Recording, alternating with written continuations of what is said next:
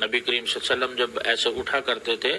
تو آپ صلی اللہ علیہ وسلم اس انداز سے اٹھا کرتے تھے کہ جیسا کہ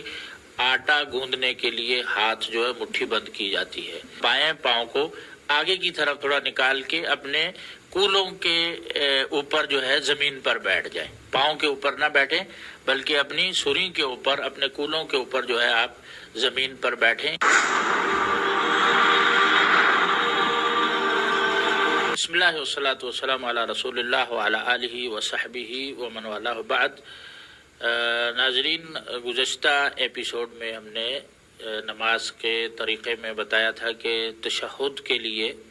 جو 2 رکعت مکمل کرنے کے بعد اتحیات کے لیے ہم بیٹھتے ہیں، تشہد کے لیے بیٹھتے ہیں، اس کا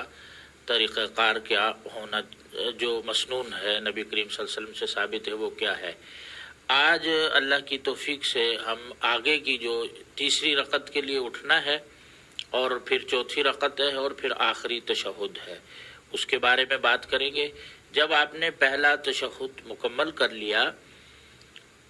اس کے بعد اسی انداز سے جیسا کہ ہم نے پہلی رکعت سے دونوں ہاتھوں کو مٹھی بنا کر نبی کریم صلی اللہ علیہ وسلم جب ایسے اٹھا کرتے تھے تو آپ صلی اللہ علیہ وسلم اس انداز سے اٹھا کرتے تھے کہ جیسا کہ آٹا گوندنے کے لیے ہاتھ جو ہے مٹھی بند کی جاتی ہے، تو آپ مٹھی بند کر کے اس کے سہارے جو ہے تیسری رکعت کے لیے کھڑے ہو جائیں، اور نبی کریم صلی اللہ علیہ وسلم سے تیسری رکعت کے لیے اٹھتے وقت بھی رفع یدین ثابت ہے، تو اس وقت بھی رفع یدین کرنا ہے، یعنی کندھوں کے برابر ہاتھ اٹھانے ہیں یا کانوں کے برابر ہاتھ اٹھانے ہیں۔ اب تیسری رکعت میں بھی جو ہے سورہ فاتحہ پڑھنی ہے آپ نے۔ سورہ فاتحہ کے بعد کوئی اور سورت اضافہ کرنے کی ضرورت نہیں ہے۔ جو 4 رکعت والی نماز ہے، تیسری اور چوتھی رکعت میں صرف سورہ فاتحہ پر اکتفا کرنا بھی جائز ہے، اور کبھی کبھار اگر کوئی سورت اضافی کر لی جائے تو اس میں کوئی حرج کی بات نہیں ہے، لیکن عمومی طور پر رسول اللہ صلی اللہ علیہ وسلم کا جو معمول ہے اور طرز عمل ہے، جو سنت ہے، تیسری اور چوتھی رکعت میں صرف سورہ فاتحہ پڑھنی ہے۔ سورہ فاتحہ پڑھنے کے بعد رکوع میں چلے جانا ہے، رکوع کا طریقہ تفصیل سے ہم آپ کو بتا چکے ہیں، پھر دوبارہ اٹھنا ہے سمع اللہ لمن حمدہ کہتے ہوئے، اس کا بھی طریقہ تفصیل آپ کو بتا دیا ہے، پھر اسی طرح سجدے کرنے ہیں 2، اور سجدوں کے بعد اسی طرح جیسے آپ پہلی رکعت کے بعد اٹھے تھے آپ نے کھڑے ہو جانا ہے اور چوتھی رکعت پڑھنی ہے۔ چوتھی رکعت میں بھی فاتحہ پڑھیں صرف، اور فاتحہ کے بعد رکوع کریں، اور رکوع کے بعد پھر آپ نے آخری سجدے کرنے ہیں، سجدے کے بعد پھر آخری تشہد کے لیے بیٹھ جانا ہے۔ آخری تشہد میں جو ہے، پہلے تشہد میں ہم نے یہ بتایا تھا کہ آپ نے بایاں پاؤں جو ہے موڑ کر اس کے اوپر بیٹھنا ہے، لیکن آخری تشہد جو ہے اس میں نبی کریم صلی اللہ علیہ وسلم سے تورک ثابت ہے۔ تورک کا مطلب ہے کہ آپ بائیں پاؤں کو آگے کی طرف تھوڑا نکال کے اپنے کولوں کے اوپر جو ہے زمین پر بیٹھ جائیں، پاؤں کے اوپر نہ بیٹھیں بلکہ اپنی سری کے اوپر، اپنے کولوں کے اوپر جو ہے آپ زمین پر بیٹھیں، یہ نبی کریم صلی اللہ علیہ وسلم کی سنت ہے۔ تو ایک تو پہلے تشہد اور دوسرے میں یہ فرق ہے تورک کا،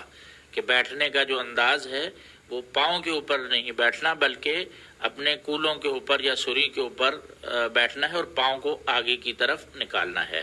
اور دایاں پاؤں اسی کیفیت میں رہے گا، بالکل انگلیوں کا رخ قبلے کی طرف ہوگا اور کھڑا ہوا ہوگا۔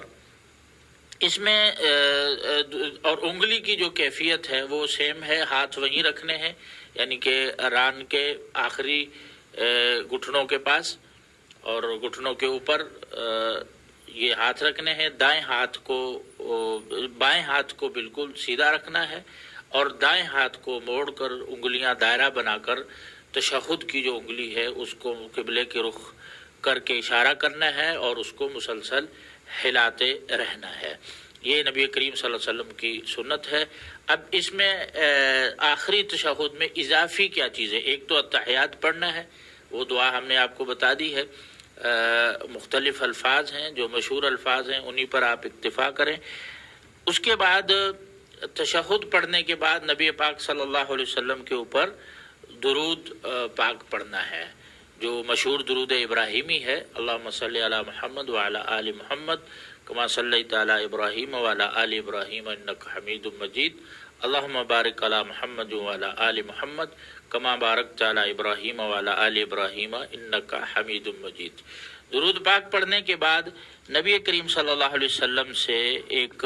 اور دعا بھی ثابت ہے جس کو پڑھنا چاہیے، اور وہ 4 چیزوں سے پناہ مانگنے کی جو ہے وہ دعا ہے۔ اللہم انی اعوذ بک من عذاب جہنم ومن عذاب القبر، کہ اللہ میں تجھ سے پناہ چاہتا ہوں جہنم کے عذاب کی اور عذاب قبر کی، ومن فتنۃ المحیا والممات، اور زندہ اور جو ہے زندگی کے فتنے اور ممات جو ہے وفات کے فتنے، اور ومن شر فتنۃ المسیح الدجال، اور مسیح الدجال کا فتنہ میں اس کی تجھ سے پناہ چاہتا ہوں۔ محیا والممات، جو بھی انسان اپنی زندگی میں دنیا میں کسی فتنے میں مبتلا ہو جاتا ہے، کسی قسم کا بھی ہو سکتا ہے، شہوت کا فتنہ ہو سکتا ہے، شبہات کا فتنہ ہو سکتا ہے، جان میں کوئی آزمائش آ سکتی ہے، مال میں آزمائش آ سکتی ہے، اور اسی طرح پھر آخرت میں جو ہے ممات کا جو ہے فتنہ ہے، ایک آزمائش ہے، قبر میں جو سوال کیا جائے گا اس سے منکر نکیر سوال کریں گے، یہ بھی ایک آزمائش ہے۔ نبی کریم صلی اللہ علیہ وسلم نے فرمایا کہ تم لوگوں کو قبروں میں آزمایا جائے گا، فتنے میں مبتلا کیا جائے گا، وہ فتنہ دجال کے فتنے کے قریب قریب ہوگا، یعنی کہ جتنی شدت دجال کے فتنے کی ہے تقریباً اتنی ہی شدت اس کے قریب قریب شدت اس فتنے کی بھی ہوگی۔ تو نماز کے اندر بعض اہل علم نے اس کو فرض قرار دیا ہے، اس دعا کو پڑھنا ان 4 چیزوں سے، اللہم انی اعوذ بک من عذاب جہنم ومن عذاب القبر ومن فتنۃ المحیا والممات ومن شر فتنۃ المسیح الدجال، ان 4 چیزوں سے پناہ مانگنے کو بعض اہل علم نے فرض بھی قرار دیا ہے۔ تو لہذا آخری تشہد میں آپ نے اتحیات کے بعد درود ابراہیمی پڑھنا ہے، اور درود ابراہیمی کے بعد یہ دعا پڑھنی ہے، اور اس کے بعد جو ہے مزید آپ اپنے لیے یا اگر نفل نماز میں ہیں تو اپنے لیے، اپنے اہل خانہ کے لیے کوئی بھی آپ دعا جو ہے مانگ سکتے ہیں، پڑھ سکتے ہیں، اور عموماً فرائض میں ہوں تو مسنون جو دعائیں ہیں، قرآنی دعائیں ہیں یا نبی کریم صلی اللہ علیہ وسلم سے معصور دعائیں ثابت ہیں، وہ آپ پڑھ سکتے ہیں۔ تو اس کا اہتمام کرنا چاہیے دعاؤں کا۔ تو یہ طریقہ ہے تشہد کا۔ تشہد کے بعد جو ہے آتا ہے مرحلہ سلام کا، سلام ہے، اور قنوت نازلہ کا مسئلہ ہے، اس کے بعد قنوت فطر کا مسئلہ ہے۔ یہ انشاءاللہ آپ کو ہم آئندہ ایپیسوڈ میں ان تینوں مسائل کے بارے میں بتائیں گے، اور پھر آپ کو ایک یہ چیز بھی ہم نشاندہی کریں گے کہ کچھ طریقے اور کچھ صفات ایسی ہیں جو حیوانات کی صفات ہیں، نبی کریم صلی اللہ علیہ وسلم نے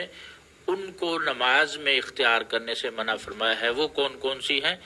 وہ اس کی بھی انشاءاللہ ہم نشاندہی کریں گے اللہ کی توفیق سے۔ سبحانک اللہم و بحمدک، اشہد ان لا الہ الا انت، استغفرک و اتوب الیک۔